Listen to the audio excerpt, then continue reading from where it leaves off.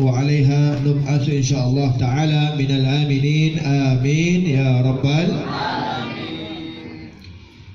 Yang kita cintai dan kita muliakan tentunya guru kita akhina fillah ad-dailullah Al-Ustaz Jamis Bohon.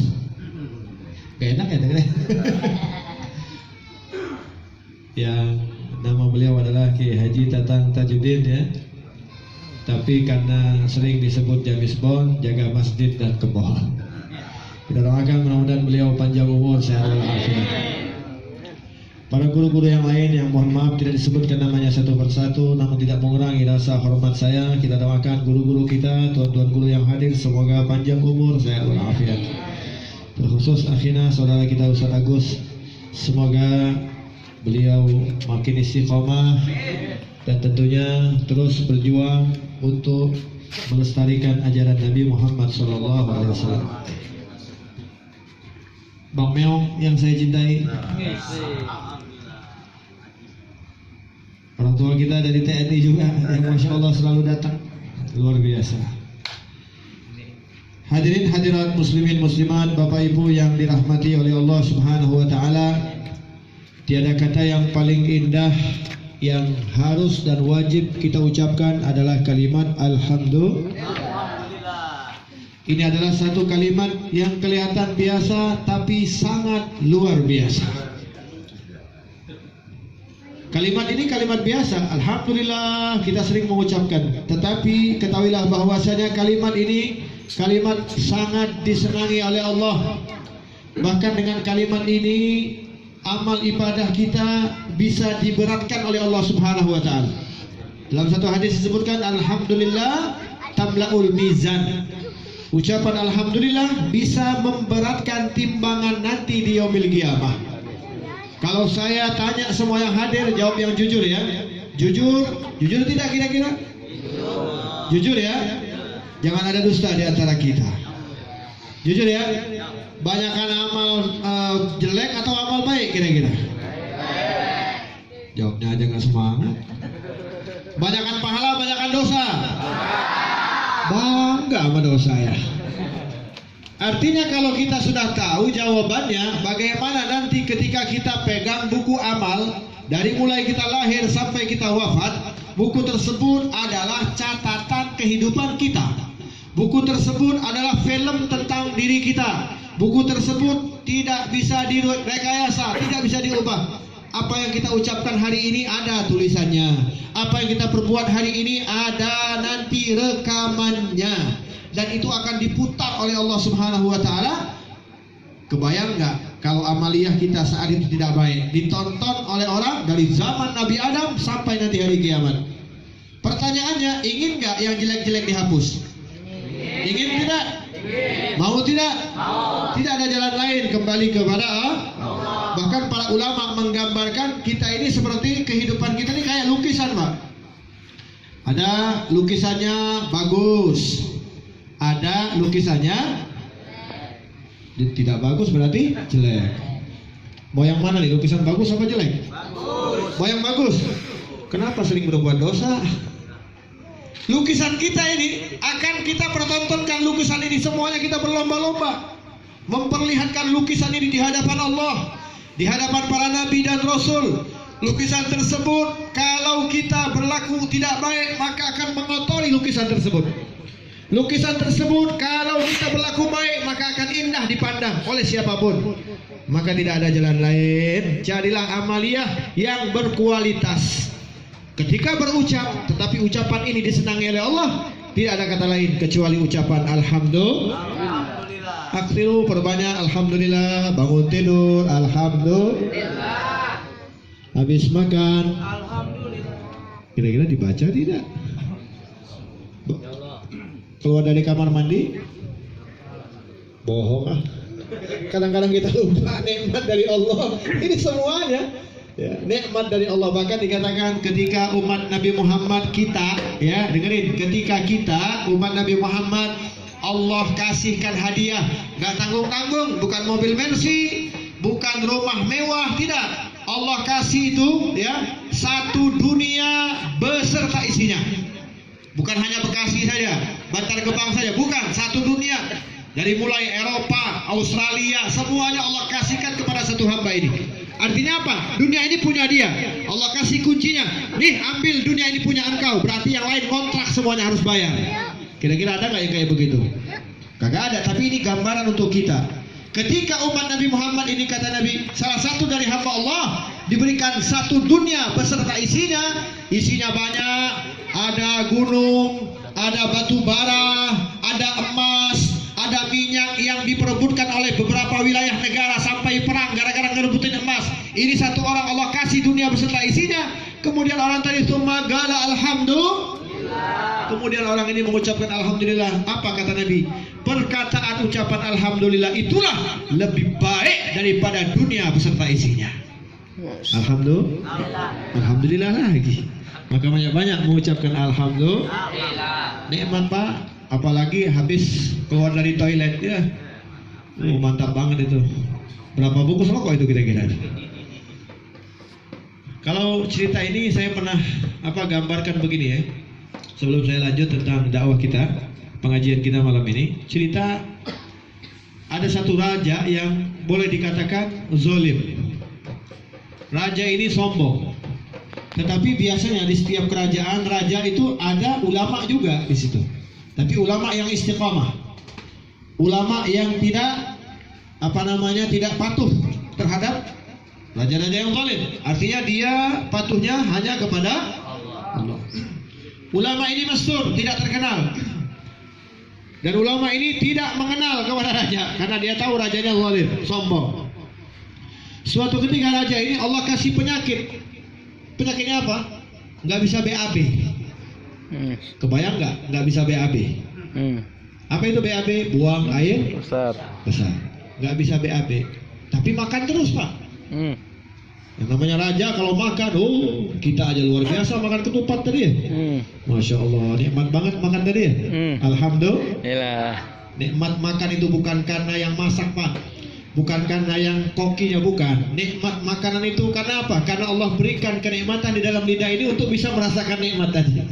Walaupun makanan nikmat, kalau lidahnya belah kagak enak tuh makan, betul nggak? Walaupun makanan enak, kalau lagi sakit gigi dipaksa pakai pedang aja kagak mau makan, sakit, betul nggak?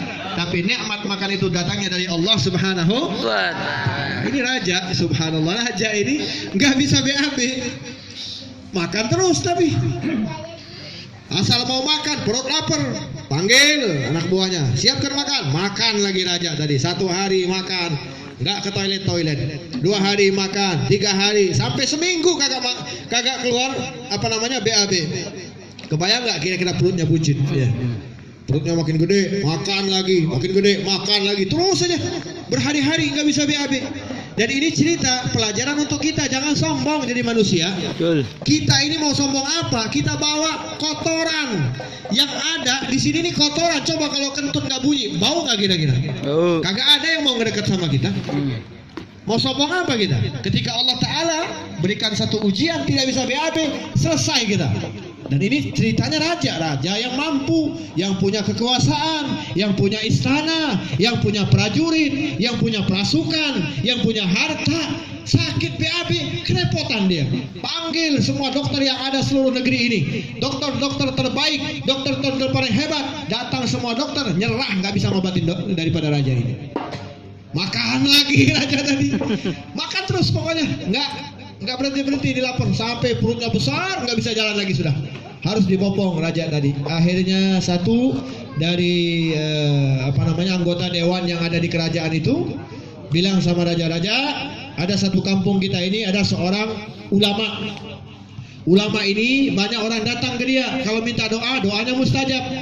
Barangkali coba raja datang ke dia dah, minta petunjuk sama ulama ini, barangkali disembuhkan oleh Allah. Kata raja, ya udah kalau gitu diberikanlah utusan beberapa orang untuk datang kepada ulama tadi. Utusan raja.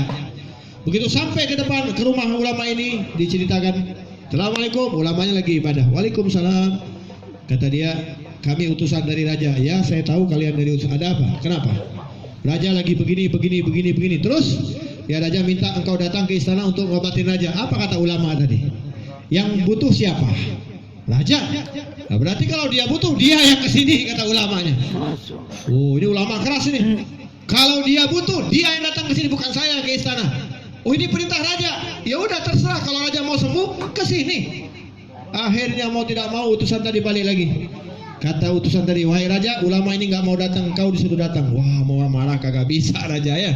Dia udah perlu, pengen sehat, udah lama nggak ke toilet, kangen dia, rindu sama toilet. Kebayang nggak kalau kita rindu sama toilet? Ada nggak yang rindu sama toilet kira-kira? Kagak ada. Toilet itu kalau terpaksa saja. Raja ini udah rindu dengan toilet, kepengen cepat-cepat ke toilet. Akhirnya karena ulama tadi bilang, siang perlu siapa? Saya yang perlu, datang dipopong raja tadi ke tempat ulama tadi. Sampai di depan rumah ulama ini, masuklah raja. Kata ulama, ada apa raja? Saya punya begini. Oh gampang kalau mau sembuh kata ulama. Gampang sekali, tapi dengan syarat kata dia. Apa syaratnya? Tulis. Ulama ini pintar nih ulamanya. Kita tulis ya, tulis. Syaratnya, kalau kau sembuh, seluruh kerajaan kasihkan ke saya, kata ulama. Bingung raja tadi ya. Kalau saya kasihkan berarti saya jadi rakyat, kau jadi raja, betul nggak kira-kira? Kebayang nggak kira-kira? Akhirnya kata raja, udah gini aja. Wahai ulama, engkau kan nggak cinta dunia. Udah gini aja dah, 50-50 dah. Separuh kerajaan ambil, separuh buat saya, katanya gitu. Tidak, kata ulamanya. Kalau kau mau sembuh, dengan syarat satu kerajaan beserta harta kekayaanmu berikan kepada saya jadi raja, engkau jadi rakyat. Kalau mau, silakan. Kalau nggak mau, cari orang lain, kata ulama tadi. Jangan ganggu saya ibadah. Inilah raja tadi. Ya udahlah, kalau begitu saya pengen sembuh. Kerajaan hilang, Pak. Nggak main-main ini cerita. Kerajaan bisa hilang gara-gara apa? Pengen ke toilet. Ini yang sering kita lupakan ini. Nikmat dari Allah, jangan lupa kita nikmat. Akhirnya kata raja, ya udah, oh ulama ini cerdas. Nggak bisa, harus ditulis, disaksikan. Ya, dibikinlah toilet dadakan, satu lapangan. Raja harus ke toilet di lapangan, disaksikan oleh seluruh rakyat. Masya Allah, ini ulama benar-benar. Ini ulama yang memang antik. Akhirnya dibuatlah toilet dadakan, disaksikan oleh masyarakat rakyat. Habis itu, ya, kata dia, habis kau dari toilet, ingat ya, kau rakyat, aku raja, kata ulama. Iya, yang penting saya sembuh, kata raja tadi. Tulis, tanda tangan, selesai, disaksikan, dikasihlah cuma 1 gelas air putih. Dibacain sama ulama tadi, suruh minum, siapkan ember yang besar, masukin ke toilet tadi. Setelah diminum, langsung sakit perut. Raja ini masuk ke toilet, selesai. Habis dia BAB, baru dia merasa sehat. Tapi dia jadi rakyat. Jadi apa? Rakyat. Ulama jadi apa? Raja. Itulah ulama. Akhirnya dikembalikan lagi sama ulama. Dia ngajarin sama kita, sama raja, sama rakyat. Kenikmatan dari Allah itu banyak. Jangan dilupakan, Pak. Banyak sekali nikmat-nikmat dari Allah. Di antaranya toilet tadi. Ya, bisa kangen dengan toilet. Gara-gara apa? Kasih sedikit aja penyakit sama Allah, udah gelabakan kita. Kasih satu makhluk yang tidak nampak, corona, sampai sekarang kita gelabakan satu dunia, betul nggak? Mau sombong apa kita? Maka tidak ada jalan lain, yaitu perbanyak kita mengucapkan alhamdulillah. Karena nikmat daripada Allah pun kita bisa berkumpul malam ini, alhamdulillah. Allah satukan kita dalam satu tempat yang baik, itu adalah nikmat dari Allah, alhamdulillah. Allah berikan kita semangat untuk bisa nyampe ke sini, ini semangat Allah yang kasih, bukan kita.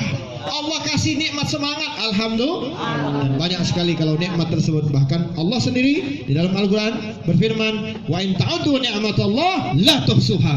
Kalau kalian hitung nikmat Allah, tidak mampu kita menghitungnya, saking banyak nikmat yang telah diberikan oleh Allah Subhanahu wa ta'ala. Ma'asyiral muslimin wal muslimat rahimakumullah. Dalam kesempatan yang berbahagia ini, saya tadi udah dikatakan nggak bisa lama ya. Terus terang, malam ini di rumah saya juga acara. Di rumah saya acara malam ini. Kebayang nggak kira-kira di rumah lagi acara ditinggal kira-kira? Ya, kenapa? Karena udah janji sama beliau nih, masya Allah ya. Kita tinggalkan dulu di rumah. Nanti habis ini baru saya langsung ke rumah ya. Jadi saya hanya ingin menyampaikan satu hadis. Yang mau catat silakan catat, yang mau tulis silakan tulis. Pesan dari saya dan selalu saya ulang-ulang. jika kita duduk dalam satu pengajian, jangan tinggalkan pena dengan buku, sebab ini adalah perintah Nabi. Ghayyadul ilm bil kitabah. Guru kita, Masya Allah, Ki Jamis Bon datang setiap bulan ke sini. Beliau memberikan ilmu, jangan kita hanya dengar saja, tulis. Insya Allah bermanfaat, setidaknya kita bisa ajarkan kepada anak-anak keturunan kita, supaya mereka menjadi anak yang soleh dan soleha. Amin ya Rabbal alamin. Jadi ada satu hadis, ketika Nabi sedang berkumpul dalam satu tempat bersama para sahabat, datanglah beberapa orang, datanglah, disebutkan orang ini datang dari luar kota Madinah. Jadi orang pegunungan ya. Orang dari pegunungan datang ketemu sama Nabi, masuk ke dalam satu majelis tadi dan bertanya kepada Nabi Muhammad SAW. Dia nanya, nggak banyak pertanyaannya, cuma 2 saja dia nanya sama Nabi. Apa yang berat di dalam agama ini dan apa yang ringan di dalam agama ini? Cuma itu aja nanyanya. Yang berat apa, yang ringan apa? Jawaban Nabi 2 saja juga, karena nanyanya 2, dijawab 2 lagi. Nah, jawaban Nabi yang pertama, yang ringan dalam agama ini yaitu kalimat syahadatu alla ilaha illallah wa anna Muhammadun. Nah, sama-sama kita baca. Asyhadu an la ilaha illallah wa asyhadu anna Muhammadar Rasulullah. Dalam hadis disebutkan wa asyhadu anna Muhammadan abduhu wa rasuluh. Itu dalam hadis. Tapi syahadat yang kita amalkan, kita baca asyhadu an la ilaha illallah wa asyhadu anna Muhammadan Rasulullah. Kalimat ini memang ringan, Pak. Saya mau nanya, kalimat ini ringan apa berat diucapkan? Ringan, tapi maknanya cukup berat ya. Maknanya ini yang sering kita lupakan. Kalimat syahadah, asyhadu. Awas, asyhadu, aku bersaksi. Berarti benar-benar bersaksi bahwasanya tiada Tuhan selain Allah. Maka jangan sekali-kali kita menduakan Allah. Jangan sekali-kali kita berlaku syirik. Jangan sekali-kali kita lebih cinta daripada yang lain kebanding cinta kepada Allah. Maka yang pertama kali adalah cinta kepada Allah. Jangan cinta sama dunia. Ini kadang-kadang kebalik. Gara-gara kerjaan kagak sholat Jumat. Betul nggak kira-kira? Dipertahankan kerjaan tersebut. Sebab kata atasan saya, kalau saya sholat Jumat saya bisa telat. Kalau telat dikurangin gaji. Akhirnya kagak sholat Jumat. Ini bahaya yang kayak begini. Cari kerjaan yang lain, pasti akan diberikan oleh Allah Subhanahu wa taala. Terkecuali memang di situ udah nggak ada lagi kerjaan. Kalau nggak kerja kita mati. Nah, mungkin boleh dipertahankan. Tapi di sini adalah perintah. Kalau sudah mengatakan asyhadu, aku bersaksi bahwa tiada Tuhan selain Allah, maka semua perintah Allah wajib untuk dilaksanakan. Apa itu? Takwa. Melaksanakan perintah Allah, menjauhi segala larangan Allah. Zaman sekarang kan sholat terus, maksiat jalan, STMJ. Iya, bahasa gaulnya STMJ. Sholat terus, maksiat jalan. Ada nggak di sini kayak begitu? Ada? Mana orangnya? Mana? Ini depan. Kalimat ini penting ya. Maka kita artikan, aplikasikan ke dalam kehidupan kita. Kalau kita sudah bersaksi tiada Tuhan selain Allah, maka jangan duakan Allah. Jangan cinta kepada selain Allah. Ada orang baru beli motor, baru beli motor, kredit lagi motornya. Mending kalau cash ya. Udah beli kredit, motor baru masih gres lagi. Kira-kira yang mandi duluan siapa kira-kira? Motor apa orangnya? Motor apa orangnya? Motor. Kenapa? Baru tuh motor. Bangun tidur, nyari motor, bukan mikirin sholat. Bentar, panasin dulu biar mesinnya bagus. Kan begitu. Bangun tidur bukan mikirin sholat, bukan alhamdulillah, motor mana. Habis nyalain baru mandi, panasin. Habis dipanasin, wow, dilap. Kadang-kadang yang namanya di rumah bersih sampai di jalan ya kotor lagi. Sanggup ngebiayain supaya motor ini bagus. Akhirnya apa? Kita lupa dengan Allah Subhanahu. Itu baru urusan kecil motor. Belum lagi yang lain, yang punya mobil. Belum lagi yang punya rumah. Punya rumah 1 pengen punya rumah 2. Punya rumah 2 pengen punya rumah. Nggak pernah bersyukur kepada Allah Subhanahu wa ta'ala. Itulah keadaan kita. Padahal Pak Bu, ketika Allah Ta'ala berikan kita nikmat, punya satu rumah, contoh ya, dari mulai bujang nih sampai nikah, ngumpulin terus harta, ngumpulin lagi, terkumpul tuh harta, bangun rumah, setting rumah yang bagus, besar rumah tadi, kamarnya banyak, halamannya luas, ada lapangan badminton di dalamnya misalnya, ada kolam renang, bagus ya, kemudian parkir mobilnya banyak, 3 tingkat kita bangun, begitu selesai mati kita. Banyak yang kayak begitu. Akhirnya apa? Rumahnya, tanahnya, dia bangun toko, dia bangun ruko, dia bangun pasar, jadi perselisihan, anaknya berantem gara-gara harta. Banyak ini kejadiannya. Kan saya pernah di Malaysia, diundang di Malaysia ya, sama adik saya Habib Ali. Kita diistirahatkan satu rumah. Saya kaget tuh, di atas itu ada mungkin masuk 7 sampai 8 mobil di atas ya, parkir depan rumahnya itu. Mobil yang parkir itu di atas 1 M semua harganya, mobil mewah semua. Terus lantai paling bawah itu bisa masuk 7 mobil juga. Kalau Alphard Velfire ini udah nggak dihitung ya, mobil Ferrari dan lain-lainnya itu di situ. Sampingnya di bawah, lantai bawah itu ada home studio, jadi bisa nonton kurang lebih 30 orang kayak bioskop. Masuk rumah itu pakai lift Pak, ada lift. Kebayang nggak rumah pakai lift? Kebayang nggak kira-kira? Biasanya kan kalau kita ke mall naik lift ya, ini rumahnya pakai lift. Saya kan nggak pakai sendal, agak kagok juga naik lift nggak pakai sendal. Kenapa? Karena rumah dia semuanya karpet tebal. Itu karpet kalau kita pakai tidur nyenyak tidurnya, saking tebalnya karpet itu. Rumah pakai lift gede, kolam renangnya besar. Saya masuk dalam satu kamar, pas masuk kamar cariin toilet kagak ketemu, pengen kencing kagak ketemu, di mana toilet? Ternyata dindingnya itu pintu semua. Jadi begitu kita buka lemari, ternyata bukan buka lemari tapi buka pintu ke toilet. Di toiletnya itu saking besarnya sama kayak lapangan pingpong. Bisa main pingpong di toilet. Saking gedenya, kan bingung kita ngapain coba di toilet gede-gede. Betah banget, kaca semua, ya Allah. Itu satu kamar. Di situ ada berapa puluh kamar. Kalau dihitung-hitung itu harga rumah itu dibangun dengan harga 35 miliar. Ada yang punya kayak begitu dan banyak yang punya kayak begitu. Pertanyaan saya, kalau sudah punya rumah segede itu, bangga kita dengan harta itu, nanti kira-kira kalau meninggal dunia manfaat nggak rumah itu kira-kira?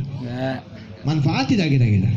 Tapi kalau uang yang kita pakai untuk bangun masjid, bangun madrasah, bangun tempat-tempat ibadah, walaupun kita sudah meninggal dunia, sampai kita punya anak, sampai kita punya cucu, insya Allah akan bisa menyelamatkan kita dari azab Allah Subhanahu.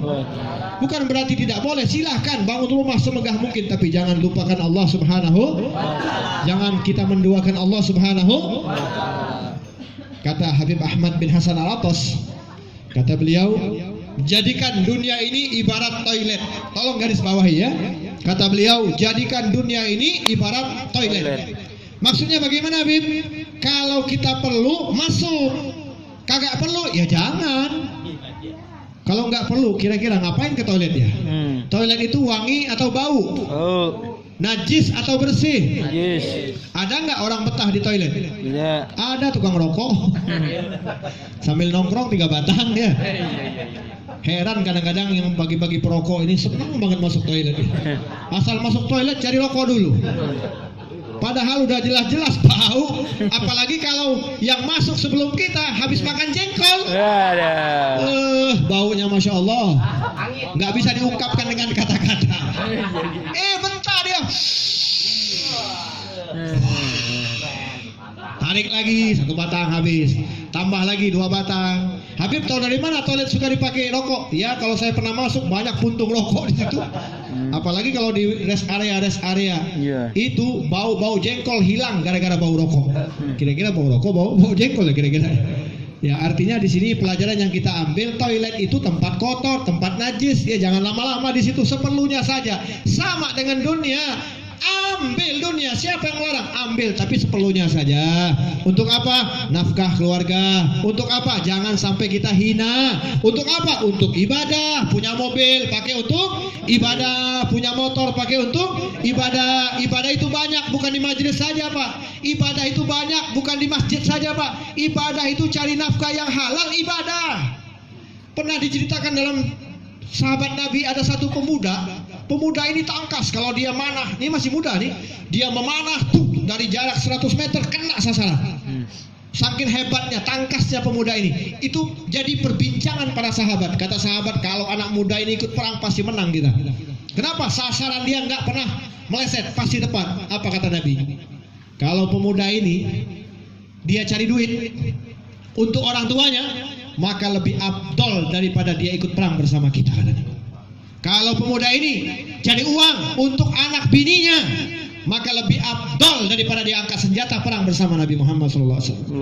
Kalau pemuda ini dia cari harta untuk kesenangan dunia, maka dia tertipu yang namanya iblis. Pelajaran yang kita ambil, cari nafkah yang halal, itu pahalanya sama dengan ikut perang bersama Nabi Muhammad SAW.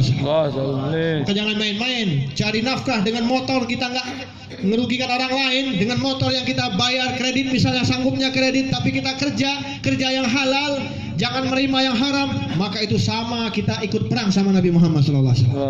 Jadi ibadah itu banyak, luas ya. Bukan ibadah itu ke masjid saja, bukan ke majelis saja, tetapi mencari harta yang halal itu adalah salah satu pahala yang bisa kita ambil dari Allah Subhanahu wa Ta'ala. Jadi yang pertama yang ringan di dalam agama ini adalah kalimat syahadat. Yang kedua, lanjut. Terus ini? Terus. Ya udah, saya lanjut ya. Yang kedua, yang terberat. Kalau tadi yang ringan, sekarang yang berat dalam agama ini, kata Nabi, bukan kata saya, adalah amanah. Ulang apa? Amanah. Amanah tidak kira-kira kita? Allah titipkan hartanya kira-kira sesuai nggak dengan syariat? Allah titipkan anak, kira-kira anaknya dididik nggak? Allah titipkan kepercayaan, kira-kira kepercayaan itu dijaga tidak? Awas, ketika amanah tidak diabaikan atau amanah ini diabaikan, walaupun dia sholat, kata Nabi, walaupun dia puasa, walaupun dia sedekah, maka semuanya ditolak oleh Allah Subhanahu wa Ta'ala. Kita hidup ini dapat amanah dari Allah. Apa amanahnya? Jabatan yang kita pikul. Jabatan yang pertama adalah sebagai orang tua. Orang tua ini bertanggung jawab atas segala keadaan anaknya. Jaga anak tersebut karena ini adalah amanat. Jangan sampai mereka terperosok.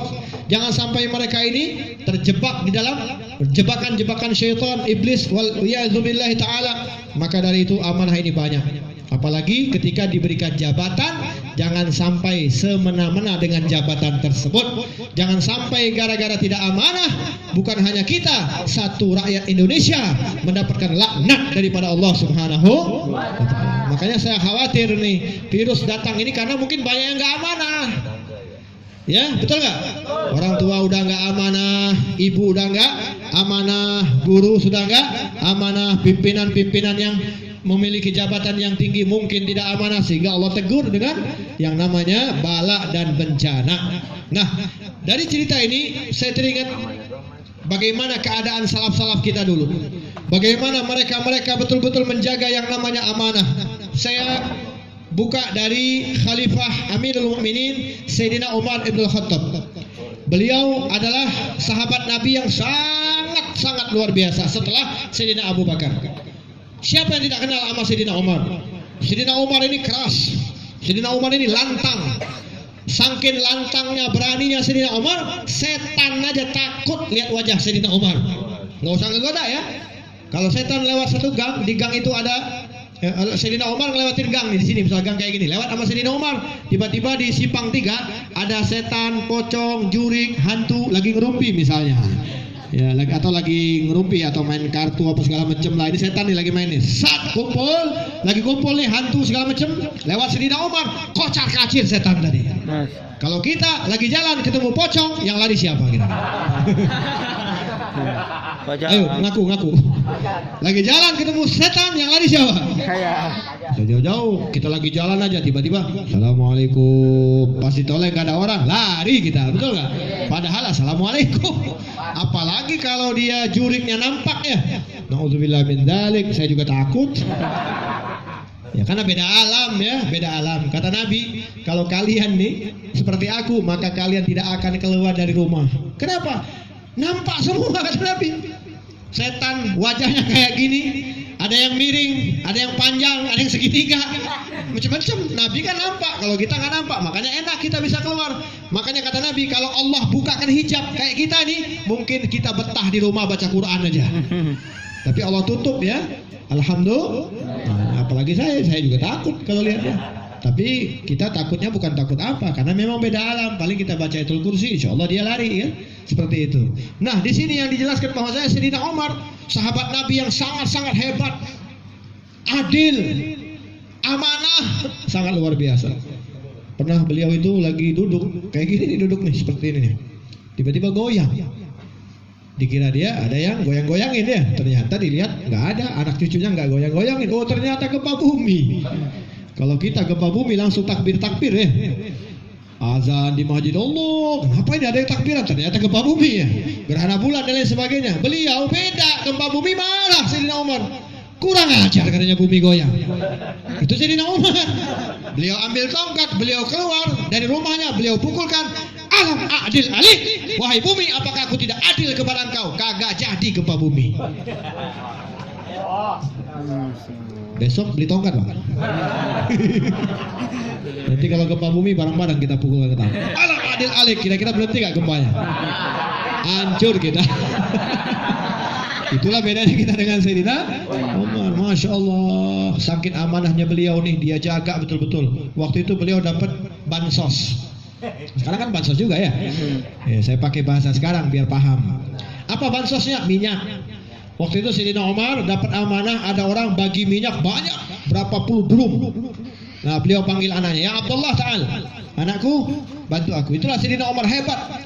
Beliau jaga betul-betul amanah. Sampai-sampai sebelum saya cerita ini, anaknya datang kepada Sayyidina Umar, wahai ayah, aku ingin membicarakan sesuatu. Sayyidina Umar lagi duduk. Tentang apa kata Sayyidina Umar? Tentang urusan negara atau urusan keluarga? Kata anaknya, ini urusan keluarga, bukan urusan kepemerintahan, kekhalifahan, bukan. Kata Sayyidina Umar, kalau begitu tidak boleh ngomong di sini. Pindahlah mereka. Nanya anaknya, Abah, kenapa nggak boleh ngobrol di sini? Itu kan rumah kita. Iya, itu rumah kita, tapi lampunya milik negara. Masya. Jadi harus ngomong di tempat lain, nggak boleh. Lampu ini punya negara, kita nggak boleh membahas tentang keluarga. Lampu keluarga kita di dalam, ngobrolnya di dalam. Segitunya Sayyidina Umar menjaga amanah. Begitu beliau dapat jatah minyak dibagi-bagikan. Ya, kayak kita nih ada yang 300.000 ya bansos ya. Ya, satu RW, satu RT, ada yang kebagian, ada yang tidak kebagian ya. Banyak yang nggak kebagian kayaknya. Nggak tahu kemana. Yang jelas kita husnuzon ya. Yang penting ada bansos. Begitu Sayyidina Umar begitu juga. Dibagikan minyak semua selesai. Habis semua. Anaknya Abdullah ini tangannya kan bekas minyak nih. Kalau kita sekarang kan ambil sabun cuci kan selesai. Kata anaknya tadi, ini sayang nih bekas minyak nih. Diusapin kepalanya di rambutnya, dijadiin minyak rambut ya. Ini dilihat oleh Sayyidina Umar. Marah Sayyidina Umar. Tarik anaknya, digeret bawa pulang ke rumah. Sampai di rumah digundulin sama Sayyidina Umar. Apa kata Sayyidina Umar? Ya waladi, wahai anakku, engkau senang ya dengan miliknya umat Islam. Engkau senang ya dengan harta umat Islam, sehingga kau pakai untuk minyak rambut. Padahal anaknya mau nyuci tangan. Dibotakin sama Sayyidina Umar. Daripada nanti Allah murka, lebih baik saya botakin, kata Sayyidina Umar. Saking begitunya hebatnya Sayyidina Umar menjaga amanah. Pertanyaannya, sudah sampai di mana amanah yang diberikan oleh Allah sudah kita laksanakan? Ayo kita belajar dari orang-orang sebelum kita. Terakhir penutup daripada saya ini, saya ceritakan